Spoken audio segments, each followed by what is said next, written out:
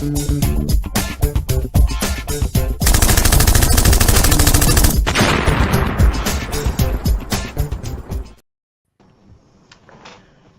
and welcome. I'm the Restless Kaiser.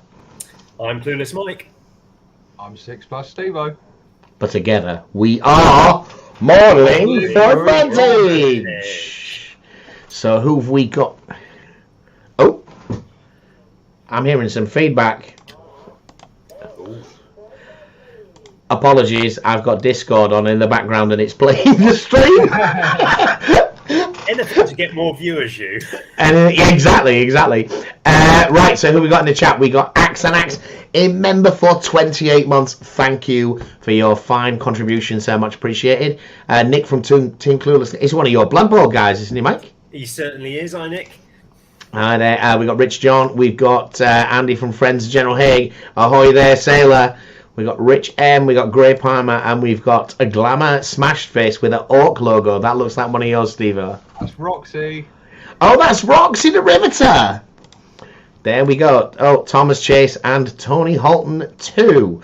So, for the benefit of the beautiful people at home who are not blessed with the knowledge of who you are, Stevo, would you tell these guys at home who you are, what you do, and where they can find you? Yes, certainly. I am 6+ Stevo.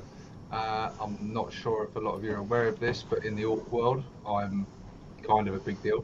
Yeah, I run a Orc channel primarily, 6+ Stevo on YouTube, and I also have a collaboration channel with other Orc war bosses, and that's called the Orc War Boss channel, where we do a collaboration show every month, or we try to at least, and we talk all things Orky.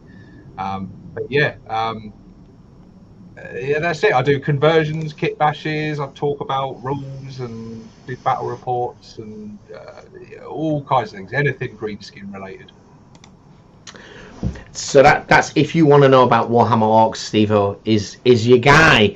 So I got Clueless Mike on tonight. We are going to talk a bit about Warhammer. I made that clear in the thumbnail for anyone that was hoping for a bit of bolt action or something tonight. We are talking Warhammer. So Warhammer 10th edition. It's been out for a little while now, and most of us have probably played a few games. I've played 3 games, I think. Mike?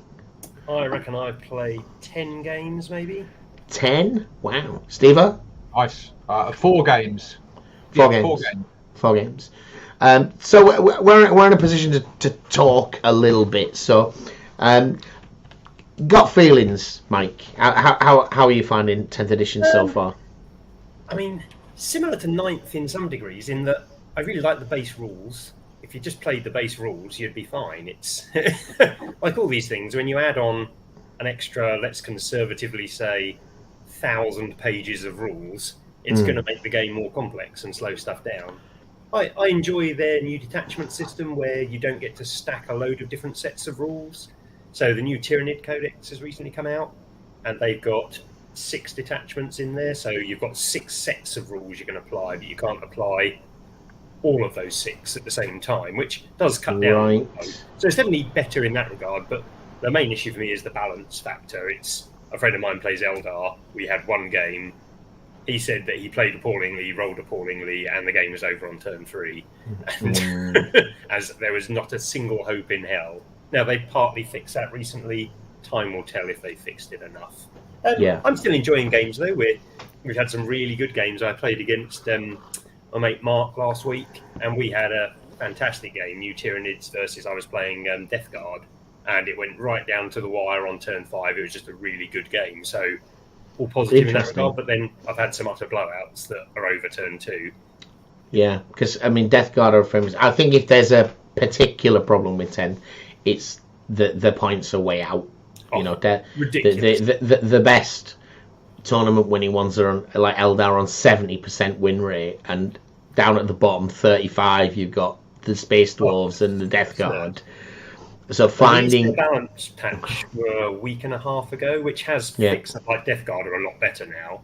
Right. But some units, like there's an Eldar unit called the Yunkan, They put up 80 points. How can they get that so wrong? Yeah. And people are still taking it. It's still a good model. Right, you put it up 80 points and people are still paying for it. Yeah, I mean, that says a lot, doesn't it? Yeah. And they're cutting Death Guard units by 20-30%. It doesn't take. It's not rocket science to do this. No. I looked at that and thinking, I'll give you. It's not going to 100% fix, but you don't need to do this in a nuanced way. You up everything in that top 5 winners by 10 to 25%, depending on position, and you do the reverse for the ones at the bottom. Won't perfectly fix it, but you got a heck of a long way to fixing it, right? And it's it's blunt and so forth. So what about you, Stevo? Then, how have you been finding it so far? I really like it. I really like the like Mike was saying. I really like the core game, and I think although the balance issues were clear, although Orcs they were sitting in quite a comfortable place because they were around the 50% mark. They were like right in the sort of sweet spot. So we did have some points changes and things in the balance, but nothing too drastic. In fact, most of the stuff went down actually. But it's just the balances obviously needed to happen, I guess. I mean, I'm not, for me personally, I'm not hugely concerned about the balance really. My big concern is that we've already had an update and changes to the rules. So already that rule book is out of date. And that was what I was most afraid of from the beginning. And I thought we'd get at least sort of 6 months out of it before they started messing with it. Before they started piling it on, Yeah, and already they've changed rules, lots of ways the stratagems work and things. And I'm like, I'm not down for that. I'm not. No. It's. They weren't necessarily bad changes in most cases. I think the changes were positive, but it's just a shame they couldn't have had them set like that from the beginning. So here's a question on that topic, right? Is where was the playtesting? Well, what's going on there? I don't know. I've heard rumours of this, but basically there wasn't any for this edition. For some reason, and let's say they probably started writing this edition well over 2 years ago, which was during COVID, or certainly at the back end of COVID. And the rumours, the hearsay, some people might have inside knowledge that they're passing on, who knows, is that there basically wasn't very much playtesting at all for this edition. It was just, they wrote the rules, different teams wrote the different indexes, which you can kind of tell. There's different groups, like you look at the Eldar index, then you read the Leagues of Votan index. They're coming from completely different places. The same designers haven't written each of those books. You've got different groups writing different sets of books, and then they come together and somebody's randomised all the points, it seems. But even with that, but that kind of stuff is really obvious in playtesting, though, when there's that much imbalance. But I think there was no playtesting at all. Yeah, and I don't buy. We're the playtesters. Yeah. It's the playtesters. It's basically a beta. It's the video game thing, isn't it? We don't need to release a finished product. We can patch it later, saying, but books don't change. The words in there. Video game does it for you. You play all the weapons change things. You do an update and it's all done for you. Where you don't have to remember the changes. You don't have to remember the stat change on your gun in the game. It's just it's weaker now. You pull the trigger, it kills stuff slightly. And what you if you're old enough, like me, you'll remember that video games used to come with detailed manuals. Yeah. And even those really complex 4X games now, they don't come with manuals because the manual's probably going to be wrong. Yeah. Yeah, the way it tells you the game works in the manual might change radically within 6 months as they shift all the numbers around. So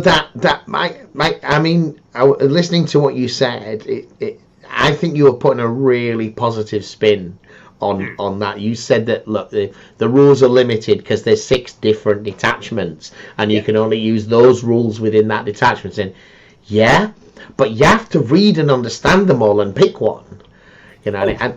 I'm always reminded of you've played Frostgrave, haven't you, Mike? I don't know if you've played Frostgrave, I haven't Stevo. played it, but I've seen it played. But so Frostgrave is a game much talked, a bit like Gaslands. A lot of people talk about it. Don't see many people playing it. It's one of those like people talk about Gaslands. Yeah, exactly. But I've never watched anyone play it. Never seen it happen. I've seen people making cars. I've seen all that, but playing it, not seeing it. Because I don't think it's actually a very good game, but it's a great idea. Kit by some Matchbox cars. Everyone loves the idea of it, don't they? Yeah, of course they do. Yeah, down a pub, you're having a few beers after a club night and say, "Oh, there's this great new game. You glue guns onto your old Matchbox cars, pick them up at Car Boot for 10p." It's like, mate, I'm in. I want that. Yeah. See, Roxy, always the contrary. Roxy loves Gaslands, of course. So Frostgrave, I heard a lot about it. I thought I'd give it a go. So JBiz brings it round. We sat on the board. We start running it, and I'm like, I have got to read 250 spells or some ridiculous number like that, and then pick 7 of them. It's like, no way am I doing that. That's just like, rah! There wasn't even like a default hand of spells. You know, therefore, here are 4 wizard templates. Just play one of them. Just read a massive spell list and pick them. I can't. I don't want that in my game. You know, no. I don't want to. And I think Warhammer really suffers from when the kind of rules that you're talking about there, Mike, is the person who has read and understood all of those things and grasped those interactions is way ahead of me, because I'll just pick the first one on the list.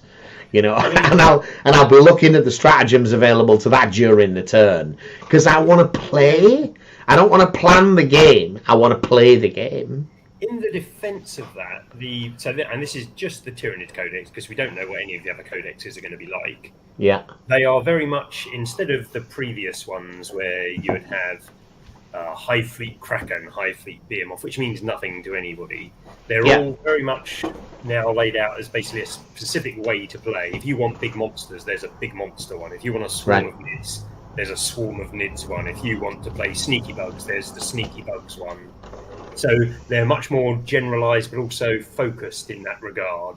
And themed as well, aren't they? Yeah, very much themed. And there's only 6 stratagems for each one, and each of those set of stratagems will be themed for that as well. So it's quite aimed for the casual reader in that regard.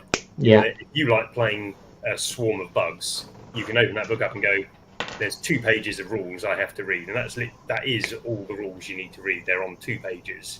So it's quite good in that regard. If you're a tournament player, you need to go for all 6 of them, figure out which of those is best. And best optimize all your stuff. But for casuals, I think it actually works a lot better than previous, in that there is literally 2 sides of A4 to read, and that's all you need in kind of like addition to your data sheets and such, which is a different story. And I get that, but really you need to know what the other guy can do. So you need to know the problem with all of that kind of rules bloat. But again, if you turn up to a game and I'm playing you and you go, "Oh, what does your army do?" I can hand you 2 sheets of A4 and say it does this. You've got 6 stratagems. I can't use any more than those 6 stratagems. So you know there's 6 there, and there's 1 army rule. I'll have 1 enhancement, and there'll be 1 detachment rule. Okay. That's everything. I mean, the data sheets are complex in addition to that. There are how many units in 40k? 2,000, 3,000. Yeah. God knows. Yeah. What do you think, Stevo? You expressed some reservation with the new codex. Yeah, it's. I hear what you're saying there, Kaiser. But I think the advantage now is that although you want to read through all these different stratagems that are available to you, and the different enhancements and the different faction traits that you would choose from, the difference now is that you do that out of the game.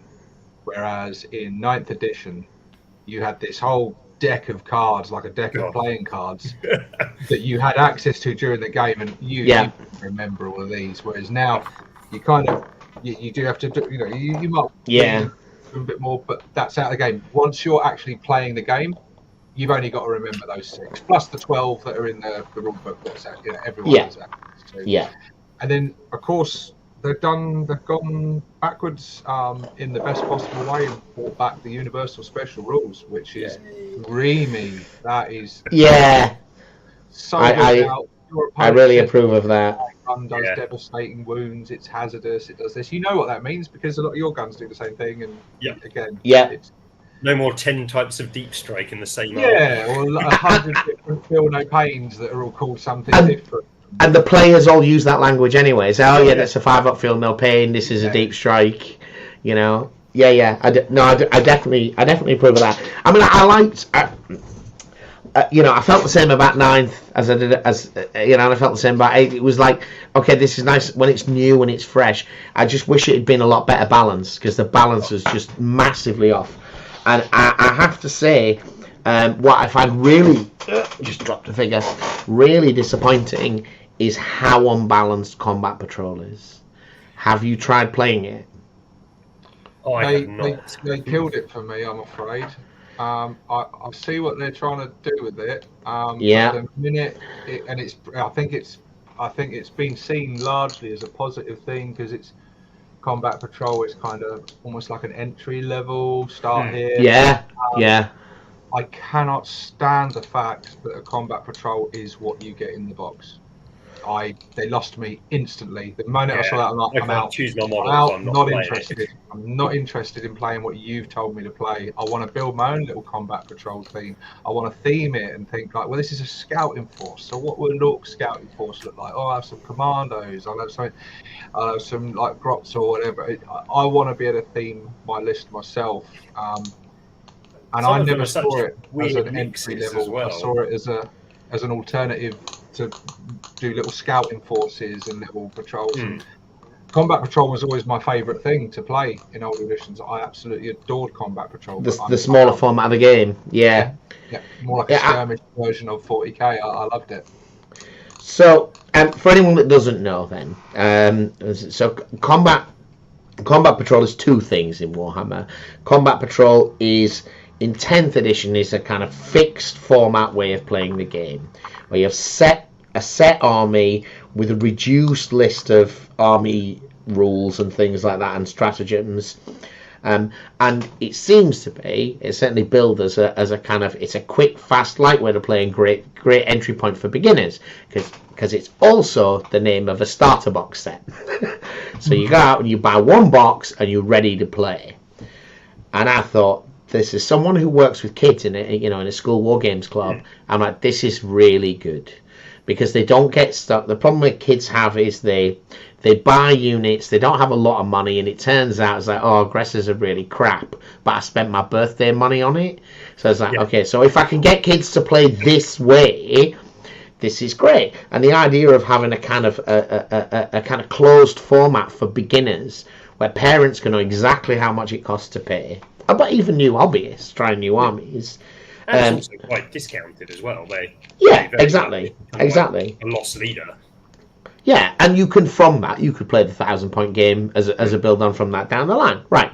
The problem with it is it's horrifically unbalanced.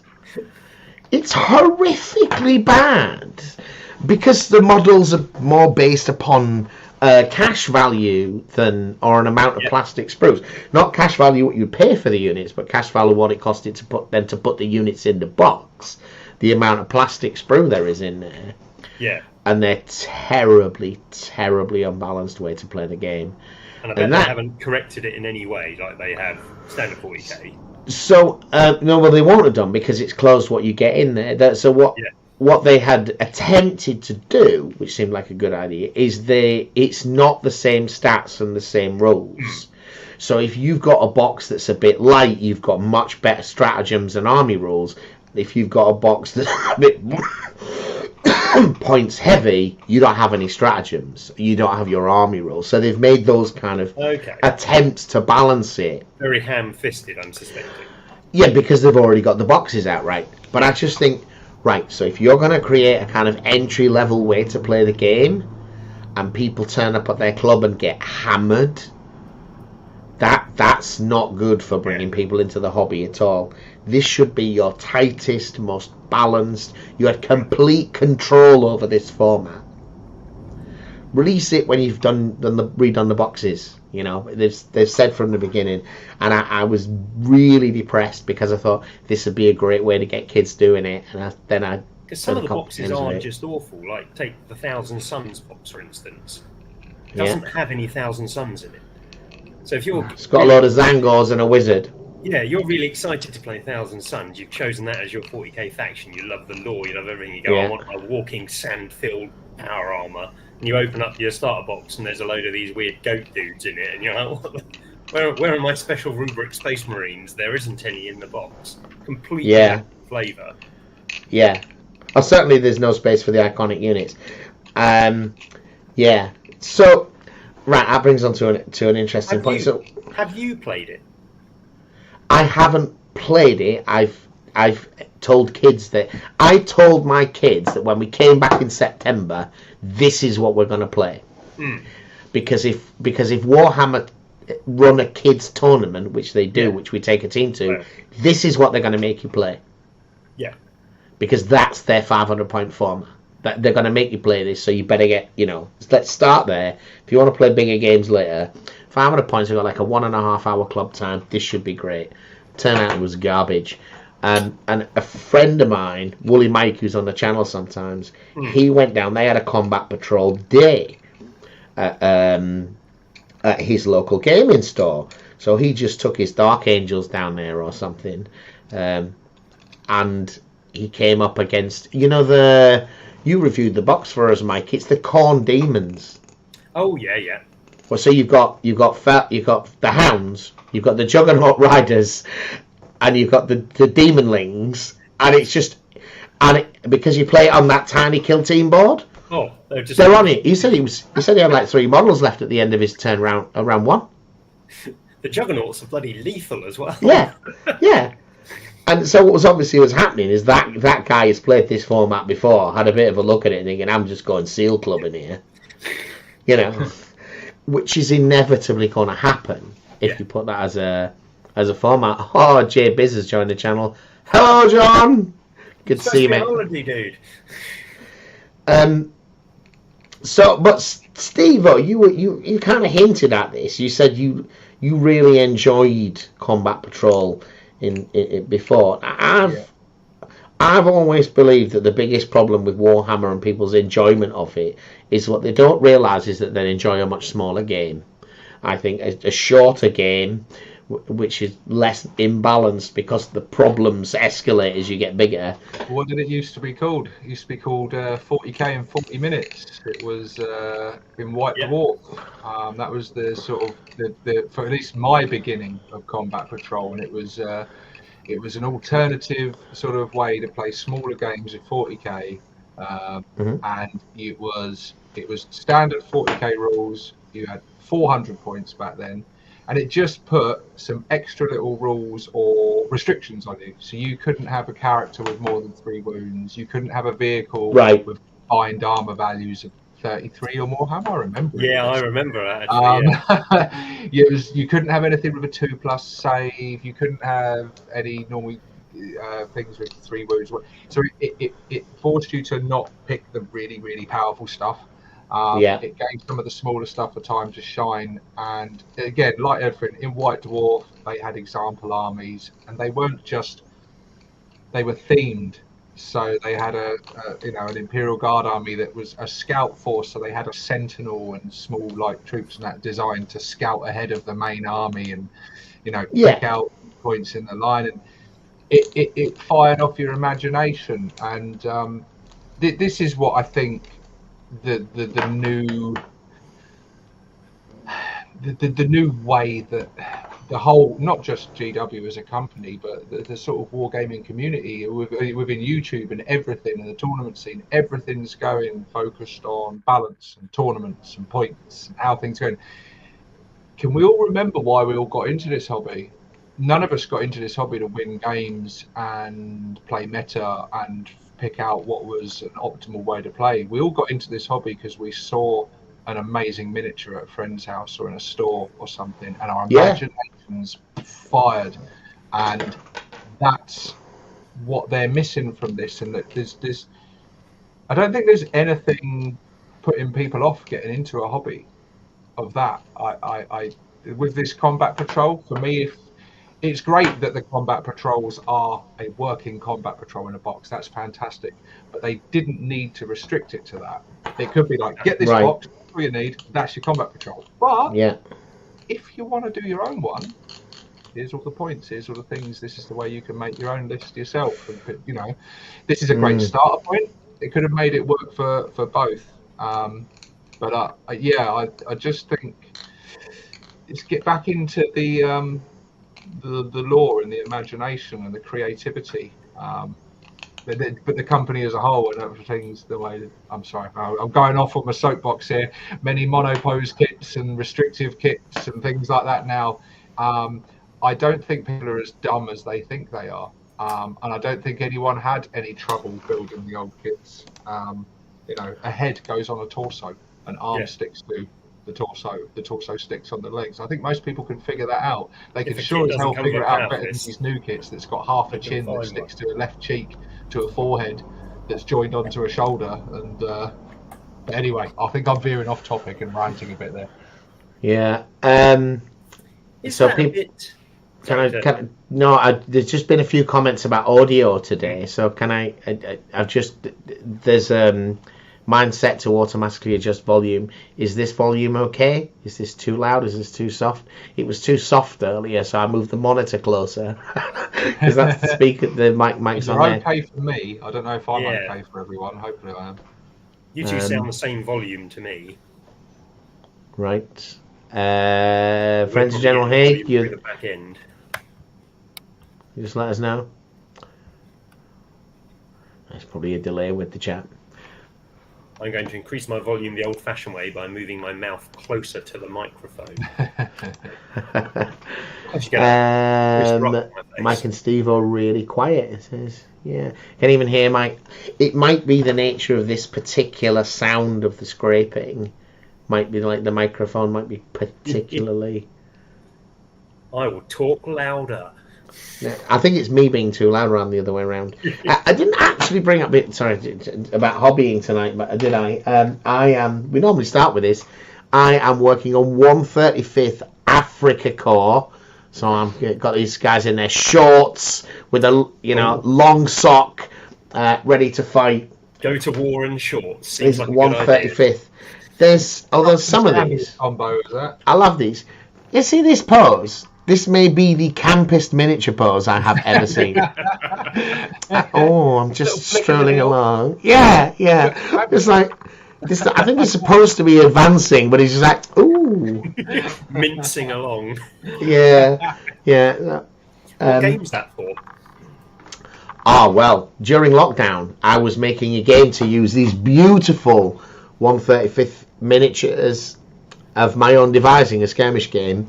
And it was underground in Stalingrad, and I kind of like the scenery was getting to be a problem, and I was thinking because I think I'm gonna put this game out there for other people to play at some point. Thinking no one's gonna have scenery for this, and no one's gonna want to build it.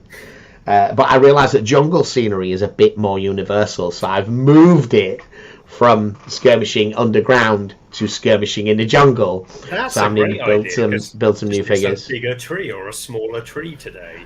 That works exactly. Well. I'm not saying everyone's got the scenery set, but they won't be building a completely useless scenery set for their existing collection. Exactly. Yeah, bit more universal. I can show you.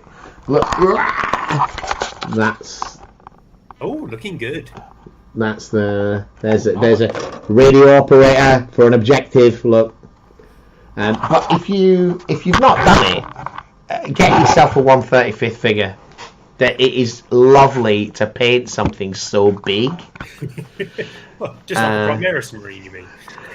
No, they're bigger. They're much bigger. They're 2 inches tall, comfortably. Oh, really? Yeah, easily 2 inches tall. Yeah, and you can pick up a pack of 4 of them, the Tamir ones, for about £4. John says show him the snake pose. So one of the figures, he reckons the guy is standing on a snake. He's like, is what John's saying. So we added snake as one of the random events. Anyway, that's the hobby I'm doing. Mike, what hobby are you doing? I thought we should have mentioned this earlier. I'm painting Blood Bowl, so I'm painting, if I can get this in focus, where's my camera? There. I'm painting some Imperial Nobility Blood Bowl miniatures. Gold, pink and white. I mean, a weird-ass colour scheme, but they're coming out quite nicely. Yeah, we're playing a reasonable amount of Blood Bowl at the minute, so I'm really enjoying painting up the different teams as kind of like just a nice, focused, contained hobby project. Yeah. It takes me about a month to paint a team. It's done. It looks cool. They're all different schemes, different themes. So really enjoying doing those. What are you up to, Stevo? I am currently, I've just started painting up my feral orcs. Little shameless plug here. Recently showcased them on the channel. A sort of a kit bash from the Age of Sigmar. Savage Orcs. Nice. Yeah, and kit bashed with various parts. Mostly, I've mostly made the Beast Snagger sprue and the new Boys sprue useless because I've just mercilessly hacked arms and sluggers off and bits to mix with this kit. But I don't mind because those kits look really boring to build. And you probably hate the new orcs because they're monopose, aren't they? The new boys. I think there's some good bits in there. The knobs in there look really cool. A couple of the boys look quite good, but you're only ever going to need one of those boxes because the rest of them. Like all monopose. Yeah, the first one looks cool. The second one less cool. The fourth one looks bloody awful. Yeah, and just so incredibly dull to build. No fun in building them. Even with say a Blood Bowl team. So a Blood Bowl team, I don't know if a Blood Bowl team comes with 2 sprues in each team. Yeah. And each sprue is exactly the same as the other one. So you get 2 blitzers, 2 things. They sometimes do head swaps and stuff. So every team I make, I have to completely cut up. I chop legs off, I chop arms off. Yeah. I move all the bits around because I can't stand having, on a squad of 12 players, you can't have 2 models the same out of your 12 team. Yeah. No, you're right. You can't. It's it's a shame. They've really got away. The building is for me the most fun part of the hobby. I like building stuff. I love building stuff as well. Kit bashing for me is a joy. That's what I've been doing mainly for the past few weeks. Yeah, it's just the best. It's the best. It's just not a chore at all. It's just fun. But these new kits, they look great. They're just not fun to build anymore. There's just no fun. Whereas before it went together like Lego. Yeah. It's like, I want that head, arms, that body, shoulders. I want that arm in that pose. Yeah. So much more fun. So you and I have both recently been to see Nick Beer, Stevo. You went to because Nick Beer, for those that don't know, he's Mr. Necron 40k, right? Nick Beer. He's got a pretty big channel. Like Stevo, he's a pretty big deal in that. And he invited us round, and I hoped Stevo was going to be there. It turns out he wasn't. There was like a YouTubers tournament. And I hadn't, at that point, I literally played no games of 10th edition whatsoever. I bet this went well. No, it didn't. I came away with a wooden spoon. Let's cut to the end of it. But James Workshop from our channel also went with Custodes and he bloody won. Oh, go James. His second game was against me. It was a doubles event. And I got matched up in both of my games with the other Death Guard player. Now, bear in mind how bad Death Guard have been performing. Yeah. In our second game, we scored 14 points out of the available 100, 10 of which were for painting our figures. Whereas James, who we were playing against, and Capitan Morgan, they scored a clean sheet 100. Yeah. By turn 3. We just weren't in that game. Not even a game, is it? No. And actually, we had a bit of a chat afterwards, and I did take some footage. I might put it together as a video. Captain Morgan was very much, it's like, you can't enjoy winning a game like that. You want to talk about balance? It's like when you win by just turning up and rolling your dice, and you utterly crush the other team. Yeah. It isn't fun. And it was good to hear that those guys saying it. It's like, yeah, we had to sit through this. We're still at the table, but frankly, when we sat down and played and see who we're against, it was like, we might as well not do this. This is not going to work. Yeah. But what you played, you went down to Nick's and you played 2 games. So how did that go? A very similar story to you, really. It wasn't quite 14 points. I got a little bit better than that, but yeah, it was. I didn't do well, but I had fun. Yeah. Just I just had a laugh, and it was with Nick's a gentleman. He's a fantastic host. He's a lovely guy. Yeah, it's I've beaten him in the past. I've been trounced by him in the past, and it's just always fun. And it's for me. I'm not overly bothered really. It's just it's the fun factor. But it was. I've been to that. Obviously, I missed that one. I had other things going on, which was it was heartbreaking to miss it because I'd been to the first 2. This being his 3rd one.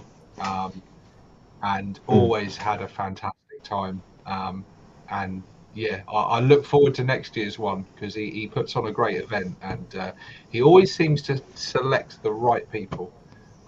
Just people that are there with the right spirit of the game, and want to roll dice and have some fun and not take it overly seriously, and just to have fun. Good sportsmanship, good banter. And just good laughs. It's a great opportunity to meet some new people and some people you already know. And it's cool. So there was such a mix, like you say, in terms of new people. It was really nice to see. I was playing against a young lad, Shed Gaming. His channel's called. He's literally just starting. He's in his early 20s, and he's proper fizzy with energy. A really enthusiastic young guy at the beginning of his YouTubing career. If you're at all into Warhammer and Tyranids, check him out. He was a great lad and a good sport. He crushed us, and the other guy was literally about to start, so he's part of that Idic Beer community, but he hadn't started making his videos yet. Then at the other end, you had Kev from the Hobby Corner, and at the top end, there's Baltimore, who's got 6 figures of subscribers. So you had a really broad range of YouTubers there from the, and actually because what a legend. Yeah, he's got quite strong views, isn't he? And expresses himself colourfully. He certainly does. He's a character. Yeah, he's a real character. I enjoyed meeting all of those people, so that was good. So I've got a few pictures to show, if that's all right. Are people okay with that, Stevo? Yeah. Yeah. Sure. Just from the event, just in case I don't get to make a video of this. So that was the army that I took. So I see Death Guard army. That army doesn't look terrible, does it? I don't like for a 1,000-point army. It looks disgusting, but that's the point. Yeah, but I mean, it doesn't look like a badly chosen set of units, is what I'm saying. I feel I deserve to do better than I did, is what I'm saying. It looks like a well-rounded force. You got good board control there, lots of good amount of numbers on the board, and the little things at the back. Yeah. I thought it was a nice balance. I knew Death Guard were doing badly, but anyway. So this was Shed Wargaming's Tyranid list. Now, I'm going to ask, is that painted? Because I've got it small on my screen. It doesn't look that painted, but I know... It is. No, it is. They're just very similar shades of green. Oh, I've blown it up. It looks much better now. Yeah. No, so that was Shed Gaming's army. Has he got? Oh, it's not got his name tag on there. Idic Beer's Necrons. Yeah. So this was the bit for the best painted army thing. That I didn't meet this that guy. That was an interesting army with Nurgle demons, but also a Bellicor. Yep. This guy obviously won best painted. That is Bill. I met him at the first event, an absolute gent. Beautiful figures. That's a His lovely looking specimens army. are stunning. It's his own chapter, is it? Or Yeah, because I don't think he was playing Slanesh, so it must be. oh yeah, I think it's his. Yeah, I've seen him before. It's stunning. Beautiful. It was just a pleasure to be in the room with those miniatures. Yeah, I didn't steal one, but I was tempted to. That was Voldemort's list, and James Workshop was teamed up with him in the first round. Is he actually playing Blood Angels, or were they just Red Space Marines? No, he does. I've been on the receiving end of them. I think they were Blood Angels, yeah. Excellent. I think they were Blood Angels. He's even got a Tech Marine, look at that. Yeah. Another Necron player. This was... it was a shame that Bill was there, because Richie's sisters are really nice. I mean, basing on those, they look great. Yeah, on another day, that's the best painted army, right? Yeah. It's a lovely army. And this was Kev from the Hobby Corner, who'd been on like a 48-hour bender to get these painted, but that's his gig. He does that sort of thing. Nice colour scheme. I like that. And he's done them the Silver Templars because he did that Conquest magazine coverage. Yeah, that was all Silver Templars, wasn't it? Yeah, and he covered, I think, every issue of it on his channel. And that was James Workshop's Custodes. And again, if you want to know how powerful Custodes are, it's not even all Custodes. They're just the vanilla Custodes infantry, and they absolutely slaughtered everything that they got anywhere near. And the two things at the back are 3D prints of proxies for Armiger Warglaves. Yeah. Which are okay. They're not particularly meta units. They're just all right. And that's, about a third of his force. And they just walked across the table and killed everything. And that was my my Death Guard player. So again, he's got Death Round Terminators. He's got Plague Burst Mortars. These are decent units for the faction. If he took that this week, he'd do a lot better, because that's right. A good list now. Right, okay. That was the Necron player we played in. And I just wasn't prepared for the scale of it. So those bike things, they put out something like 29 shots that hit on twos for a regular unit. I was like, what? Show me where it says that. That's got to be a misprint, man. All the upgrades free. Yeah, it was just mental. And of course, he had two of them. So yeah, that's Dread War Gaming is chipped in there. He's one of you. Is he one of the War Bosses of the Apocalypse? War Bosses, yeah. Is he the Gaslands one? He does do. Is that Dread?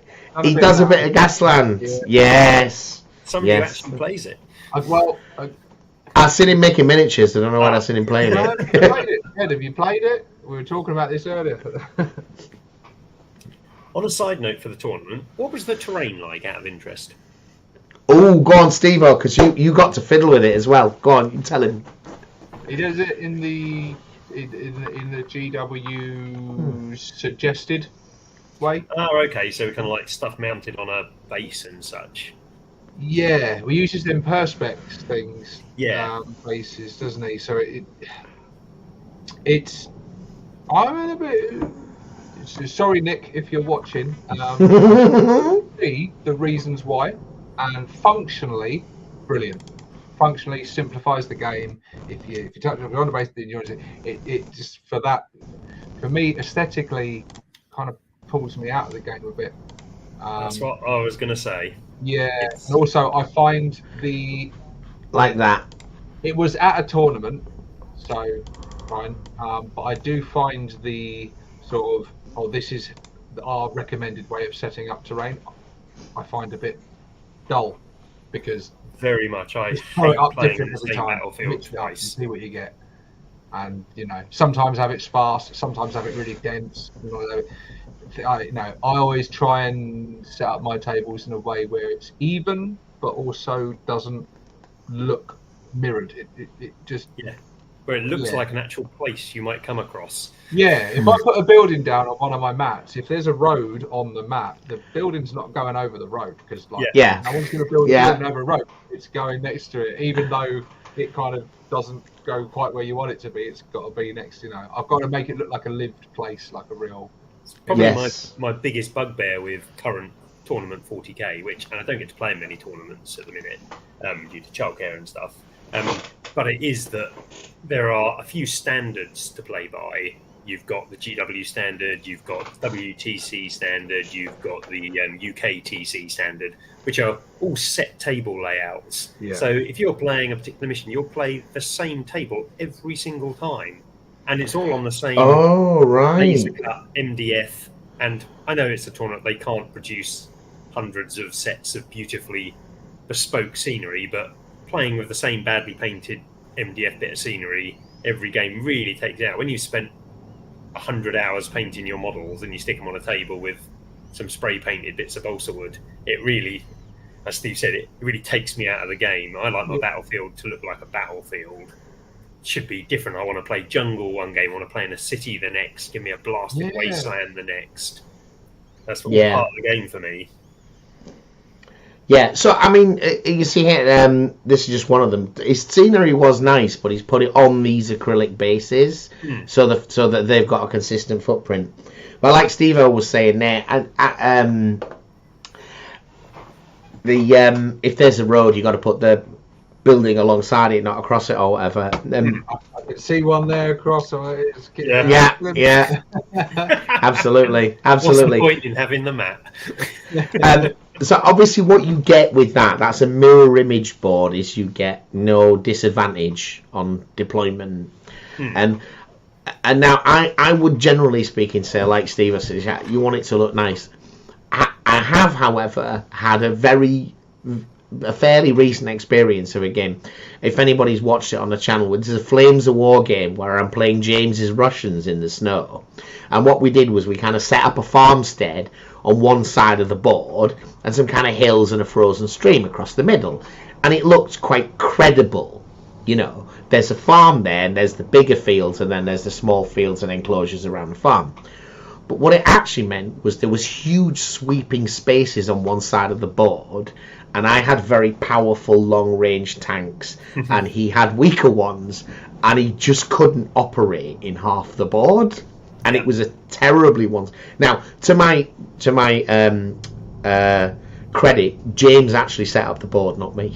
So I can't. It wasn't a gotcha, but as we were playing it was just like he needed a lot more terrain in the middle of the board to be able to get close enough to not just get taken out by these big late war panzers. And I had King Tigers and stuff like that, and he just had a lot of junky Soviet stuff, which got trashed. That's why tournaments have the scenery they do, because you need that doesn't scenery happen to give you enough cover, so you don't just want to cover state. You need to be able to fully hide your unit, otherwise the Eldar Wraith Knight will stroll forwards and murder you. I mean, before the Balance Day say they've done that even if you were hiding, but that's a different story. But you can understand a tournament can't afford to buy enough scenery to make a really dense table if they're buying GW plastic, or making your own takes a whole lot of time.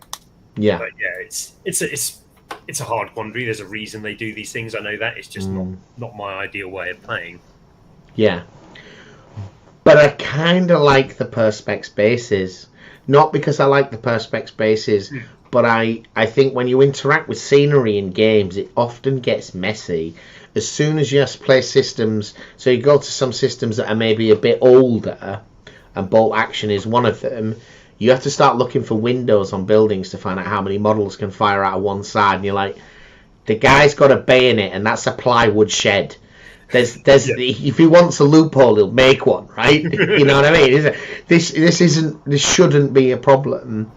And all too often the problem is with those things is you need to think about your game when you're setting it up and how that scenery. And I remember I've been playing games of 40k, and I've gone, you get something on a big base tries to move around the side of a building, and you realise there's not enough room between that and the board edge. You're like, yeah, if we thought about this, we would have talked about it first and agreed that it can or it can't. But what it is like quarter of an inch short. Yeah.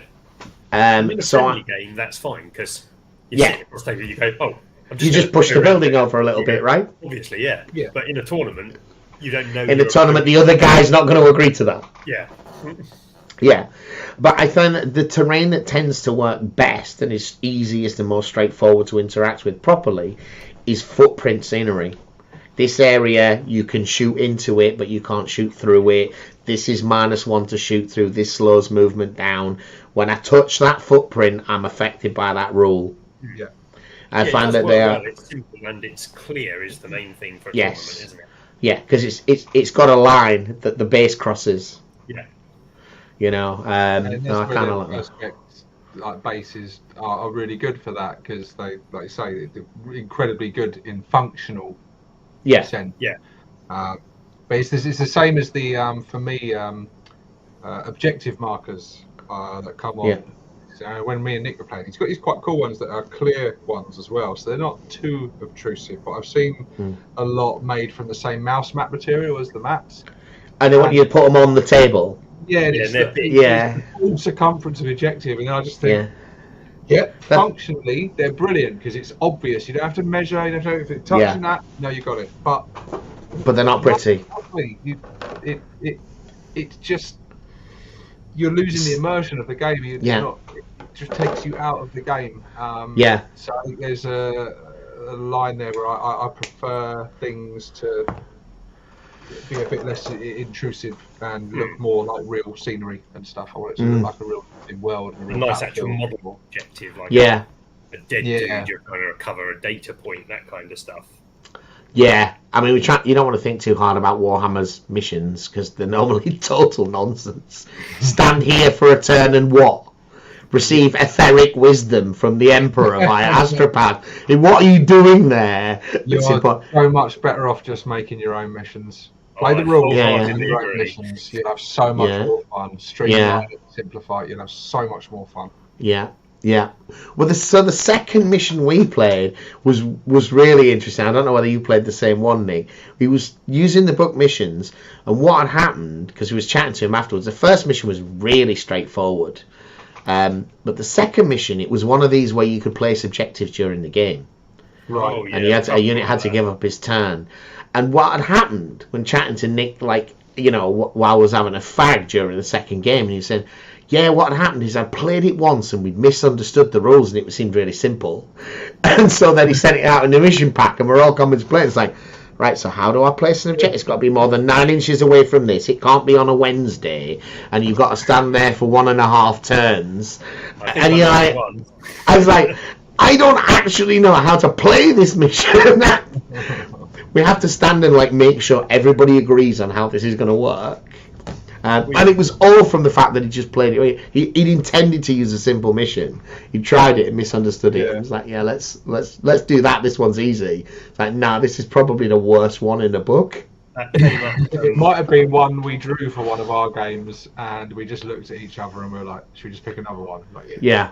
Exactly what I did when I played with Late Mark last week. We drew that one as our first one, and we were both like, let's have a different one, shall we? Yeah. So what about the cards, Stevo, then? So I imagine that you were a guy that kind of enjoyed formats like Maelstrom in old editions. You turn the cards, tell me what I'm doing this turn. I'm going to try and do that. I know a lot of tournament players hate it because it's random. I like it because it keeps you in the game till the end. I could still score points at the end if it says, have a unit at the back of the board. So I still got a guy here. I absolutely love it. I love the randomness. I love the fact it could. I used to really. There was one that I used to play in 8th edition where you drew the cards and they were secret, and your opponent didn't know what you had. Yeah. I love that. Because that's generally what happens in a lot of real world war scenarios. They don't know what their real objective. What the other guy's trying to do. Things, I love that. But it doesn't fit the tournament setting. But God, we spent so long now, don't we, talking about tournaments, just generally. And it just, when did this happen to this hobby that it became all about tournaments? It's weird. It's really, really, and it's not just GW. It is the community. It's become. I don't know why because it's standard what we all play to. I think it might be because it's an easy universal language. Yeah. That's the accepted term. So you say where you're playing tournament missions, everyone knows what you're talking about. So it's probably easier for people like YouTubers, for people who write blogs, if people still do that, to easily convey what they were doing. Whereas, say, I want to tell you about a cool mission that I've played, like when I used to do my own YouTube channel, I used to play with kind of like Clueless Nick and stuff. We used to make our own bespoke missions. But the first 5 minutes of every video would be me explaining kind of like the 2 A4 sheets of this complex mission. And which would often involve Santa hats on the miniatures. Oh, yeah, exactly. I remember I had boards, holding boards above other boards on drinks glasses and things, just mad stuff. But I would imagine that a lot of YouTube channels would think, rightly or wrongly, they would lose half their viewership while they were explaining the rules on a random mission that nobody understands. So it might be that it's an easier way to create content, and so much of the community is driven by content creators now. And then GW follows on from that. If a load of their more vocal people who follow them are saying this is what we like, then that's what they're going to produce. Because I mean, I very much go the other direction now. Whenever I'm designing, when we did our War Boss meetup and we did our big game of the 3 against 3, all 6 of us playing, and streamlined the mission. It was very old school, sort of 3rd edition. It was like these 3 objectives that were 5 points per turn to capture them. Other than that, you get 1 point for killing an enemy unit. You get another point if you kill the warlord. You get another point if you kill the warlord with your warlord. And then I think each of us had our own specific objective, but we could also get some bonus points for. But it was, you didn't have to stop and read the book going, right, if I get 4 points if I do this, or I get 2 points if I do it like that. No, it is a Wednesday though, so add that one. 1 point if you kill something. It's 5 points if you capture the objective. And that's it. Kill the warlord, bonus point. It's excessive granularity and it's Warhammer's problem, and it's why you end up with these god awful rules. Like when I don't know whether it's as bad this edition, but there's something like 12 different types of bolters in terms of stats. There's a bolter that the infiltrator and the incursor use. It's different. And to make differences between them, they're left with, if you roll a 6, you get to add 1 to the wound roll or whatever. It's like, this is so marginally relevant. Yeah. That why are you doing this? That if I roll a 6 to wound, then it's -1 AP. I can't even remember this roll to apply it. Please, they have cut down on the number of different weapons like that, especially in Space Marines and things like that. Things like there's not even different combi weapons anymore. It doesn't matter if it's a combi melter, a combi grab, whatever. It's just combi weapon. Right. Oh, I think we've lost Stevo. Oh dear. He disappeared. Oh no. Well, that's annoying, because I was just going to ask him about game size was the thing that we kind of talked about, and then we got distracted a bit by the hobbying, didn't we? Let's hope he turns back up. Probably got brief internet problems. As we have. So, you like a lot more granularity than I do, I think, Mike, because you and I have played a few games on the channel. We played a few games of one-page rules. Yeah. And I've come away from from one-page rules thinking, I really like this. I want 40k to be this, or something very similar to this, because it's got enough granularity for me. Yeah, I like granular. I'm a big rules guy. I love rules. Most things I do, I like to deep dive into rules. It's something that I enjoy, but I don't like rules just for the sake of additional rules. It's weird. I had a game of Age of Sigmar with my mate Paul about a month and a half ago, because he was going to a tournament and he asked me to play, and I've got a Demon's Army, so I thought, in 40k I can use that in Age of Sigmar. So he got one of his friends to knock me up a Demon's Army, and we played this game. And it was weird, just looking at the army building rules in Age of Sigmar now.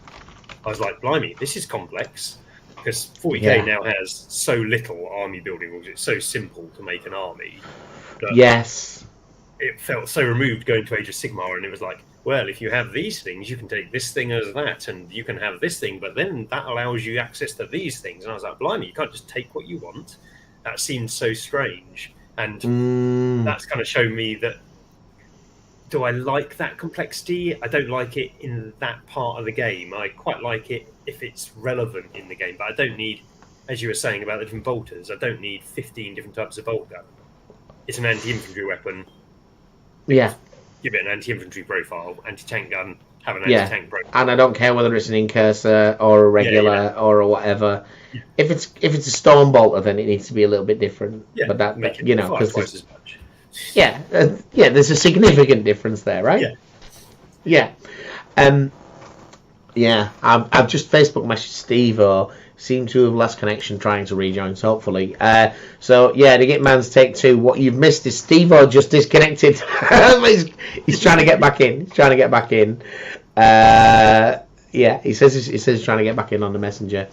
The other thing about that is you and I had very different views on power level, and I've found 10th edition delightful in relation to power level. Using power level because they said we're getting rid of power level, and what people didn't like about power level was fixed unit sizes, and now you have fixed unit sizes, and the points, they're not nearly as marginal as they used to be, and you hate it for that, right?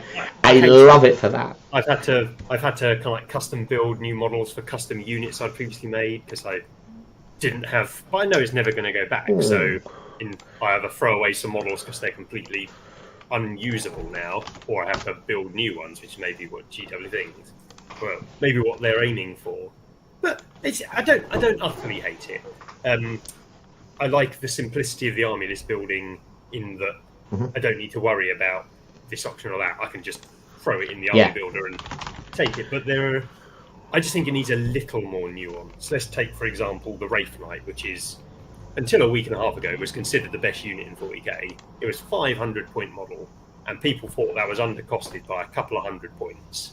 So the Wraith Knight with 2 great big guns on the side, let's say the community thought was worth 700 points. On that same datasheet, you can take a Wraith Knight with a sword and a shield. The general consensus is that model would be worth 250 points. Right. So, but there's no option. You're paying the flat points cost for that.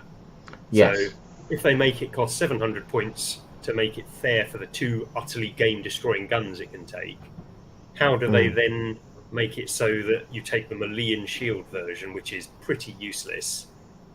That's the same points cost because you don't pay for any upgrades. It's just just makes. You can go through the whole game. There are loads of different units that are just untakeable if you've got any semblance of competitive nature.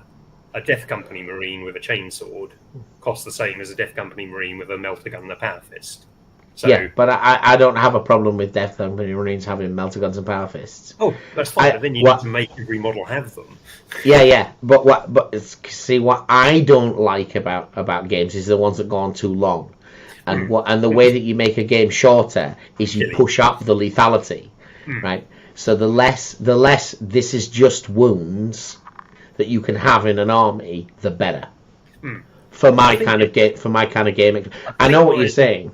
My annoyance of it is that my gamer nature, my nature that likes to find the optimization in it, that wants to squeeze 10 points out of a unit. It won't allow me to go, I'll take that unit, but I don't have that model I'm paying for the better option now. Plus I want to take the better option. Yes. If I'm taking a Rhino and I don't have a missile built for the top of it, I'm going to want to build that missile to stick on because I've already paid for the missile. Yeah, and it's much more of a problem for legacy collections, right? Which is it's obviously it's partly GW scam because you now the options that are available to you are what comes in the kit. All of the options in the kit attached to the unit. That's how you're expected to build it. And some all of the best options. They're doing quite well in balancing the things. Like a Space Marine Captain model now comes with 4 different weapon options. But because they're now bespokely writing the weapon options for that character, they're all reasonably much more balanced. Like the chainsaw hits less hard, but has loads more attacks on that particular model, and the power fist hits not as accurately but does more damage. So they're actually useful options. But there are some which it's just like that is 4 times as powerful that option than that other option, and if you're say a young child gets that kit for his birthday, puts it together and builds it wrong. and then goes to play a game and somebody says, "Oh, you'd put that other option on, you'd murder my squad in seconds," but actually you're just throwing sand against me now. It's if they did a bit more effort in the balancing of those options, it would make it far less of a problem. So, we got him back. I think so. With that, have you gone onto your phone or something, Steve? I had to. My computer is decided to shit a brick. So apologies for that. The sound quality's good on the phone. You're much brighter as well. You're a lot more colourful, Steve. It's a new phone, so it's probably actually much better sound and much better picture on this, and much more reliable. My computer is old as time. So we were just talking about power level and how loads of people cheered that power level was going, although I always liked it. And then when 10th edition came out, they discovered no, the new points are basically power level. It's just a little bit more granular. Yeah. Mike was sort of saying, how he doesn't like the fact that you kind of have to take all the weapon upgrades.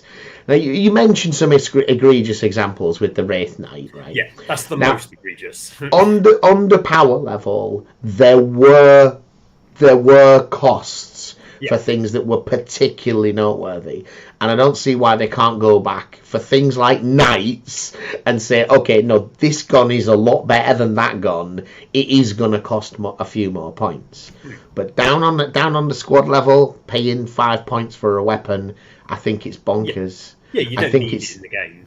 You don't need it. In my opinion, you don't need it at all. I think I would like to see the ones where so if you take, I don't know, where there's an option, I got bolt pistols or I got plasma pistols, there should be some kind of difference there in that, because that's a big difference. But I think over time, as long as they stick with it, if they change it back to how it was next edition, everybody's going to be really annoyed. So I rebought all these kits to get a load of thunder hammers on my Death Company, and now I don't need them again. But if they kind of stick with it, I think I prefer to see the heavy weapons in.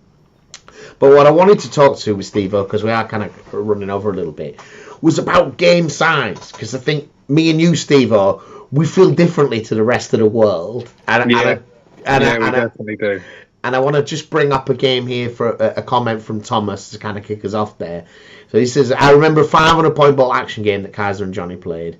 That, I assume he means smaller here. The smaller games can be loads of fun and come down to the last day. So I tend to feel, and this is me projecting onto other people, that people feel, especially because you don't play so often, so you spend a lot of time thinking and planning about the game, and you play the game rarely because you've got a life to get on with. You play once a week if you're quite committed to the hobby.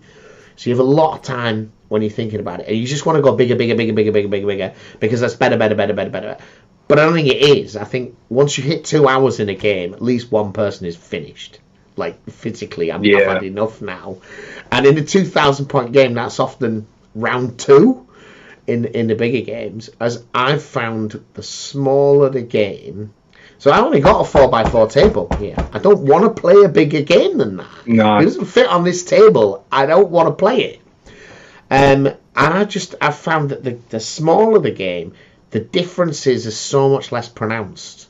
Bad army choices aren't less pronounced. If I take all tanks, I'm going to have a problem because I can't get into buildings or whatever. If I try and take a wonky list... But still, if you play that small game like 500 points bolt action or similarly 500 points Warhammer, you can take a wonky list, lose with it, or win hard or lose hard. It took you an hour and a half. You don't mind. But if you're like 3 hours into a game getting hammered, it's like, I do mind. I mind this a lot, I care about it. But where are you on the game size, Steve? You talked a bit about combat control. Yeah, I agree with you 100%. I think everyone, it's the definitely in the minority, because I think a lot of people think like the bigger, more is better. And it looks great on the table. It's great to put a massive army out on the table, and they are fun, but like you said, once time drags on, you start getting tired, and got back problems and stuff. It starts to get a bit exhausting, and I find it funny that tournament setting is like 2,000 points is the standard. I'm like, I could not do 3 2,000 point games in a day.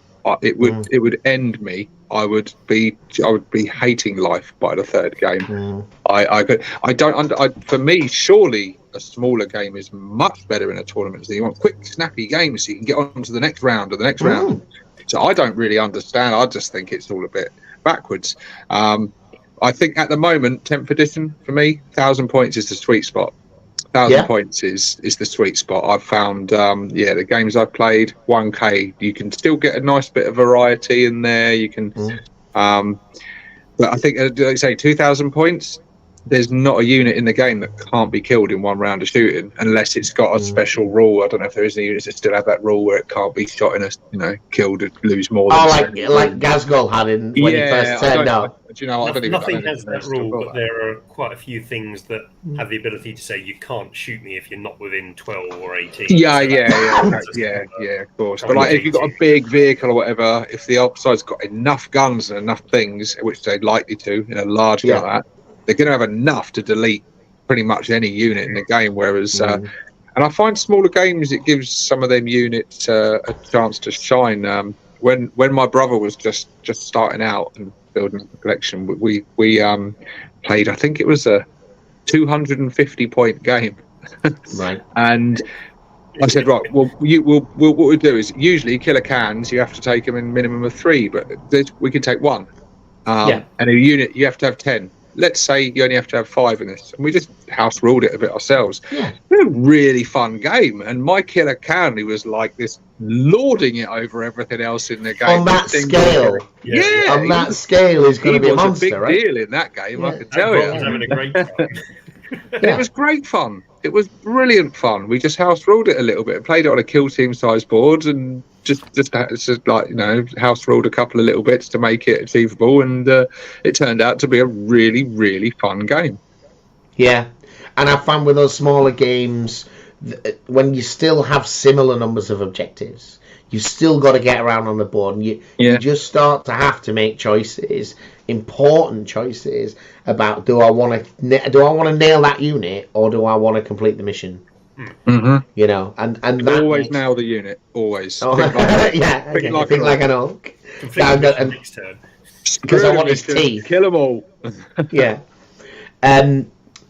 And because the bit that I feel is really missing, and the thing that I perhaps don't like so much about the Maelstrom format, because we got the cards back now, right, is player agency. And I think actually Warhammer is really, really bad for player agency. The choices I make at the table are not nearly as important as the choices I made before I got to the table. In that moment on the table, I am either shooting that or I am moving. But generally, Warhammer lets me do both, so I'm not actually doing anything that I decided. I'm going that way and shooting.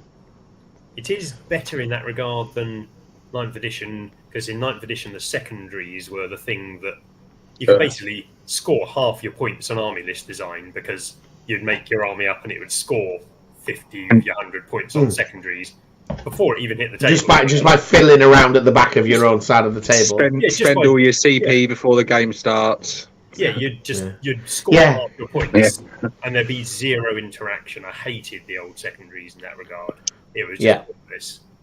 That you were rewarded for not engaging with the other player. You got to do your thing. They've still got it a bit intense. They're still way too wordy with it. It's just I just want to draw a card and it just say kill the warlord, get 3 points. Shoot the wizard. Capture objective 3, get 3 points. Wicked. That's all it needs to be. It doesn't need to say you've got to do this in this specific order, and if you do it like this and you do this, and it has to be this many inches away. You're like, yawn. I'm trying to play a game here. I've got to read this bloody essay on this card.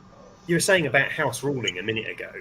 I'm quite happy to house rule, especially and different play groups you play with. Like again, I read Clueless Nick in the chat. If him and I are playing, we'll play the most wonky ass mission. We'll have altered the stats of stuff beforehand.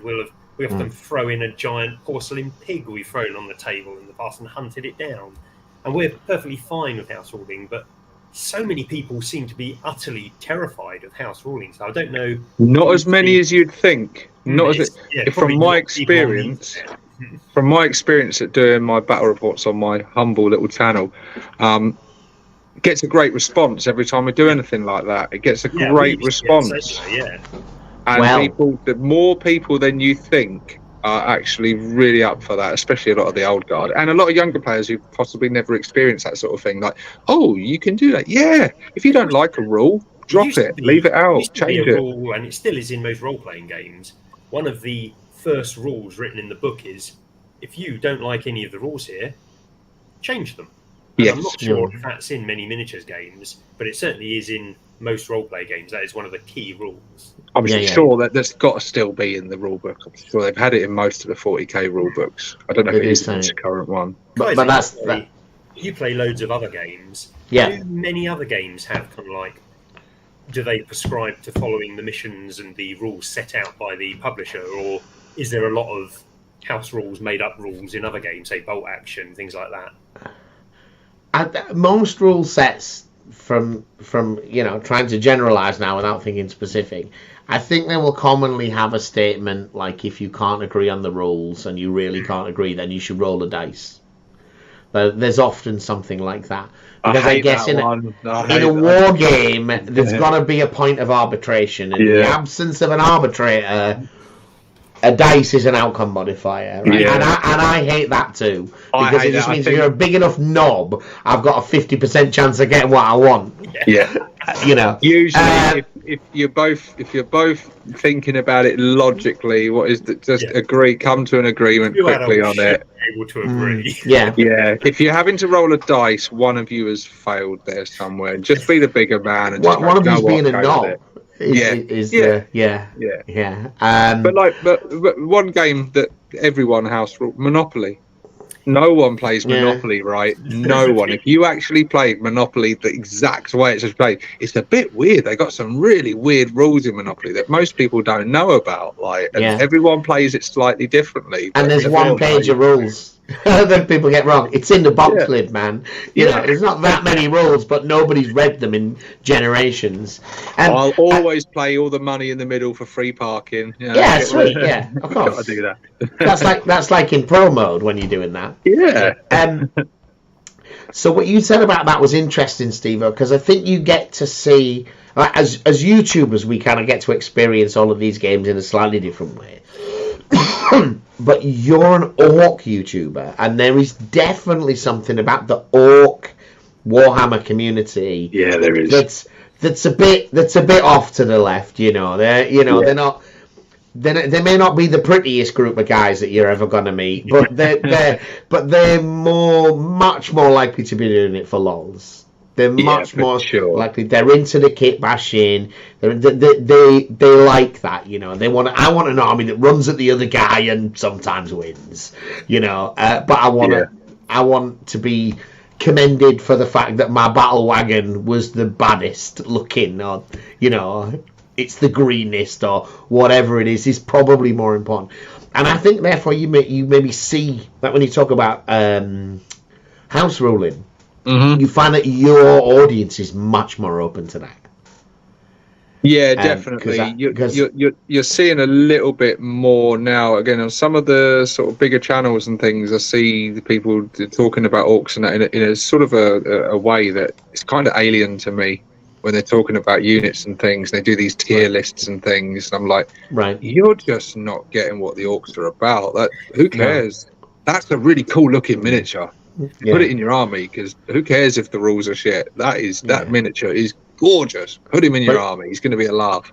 But it'd be cooler if you chop a bit off and put a different bit of another miniature on, right? Buy 4 kits to make one model. That's how orcs do it, right? Yes. Yeah. Definitely. Use those spares later down the line, though. Of course. Wreck all your new boys to make some feral orcs. Totally. Yeah.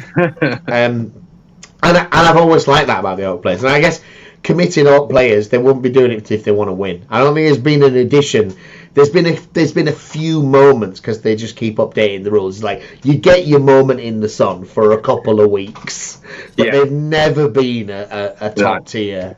The win for me, if I'm anywhere in this world, if someone walks past the table or someone looks and goes, "Oh my God, what's that? Where does that model come from?" Where did I get my truck from? My truck's kit bashed from a squig buggy mashed with a truck, and we did it on the Warboss. We did a competition to convert squig buggies. That for me is a win. I got trounced in that game, but someone thought my truck conversion was cool. That's so much more satisfying than winning a game. Yeah, so much more satisfying. Yeah, absolutely. Yeah. All right, guys. Where did we get to with the hobbying? I made a guy.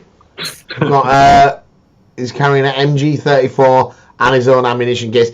He's not got the top half of his head yet. I don't know whether I'm going to go for the cap or for the cork helmet with this one. The cork. I've only got 2 though, so the squad won't all be the same.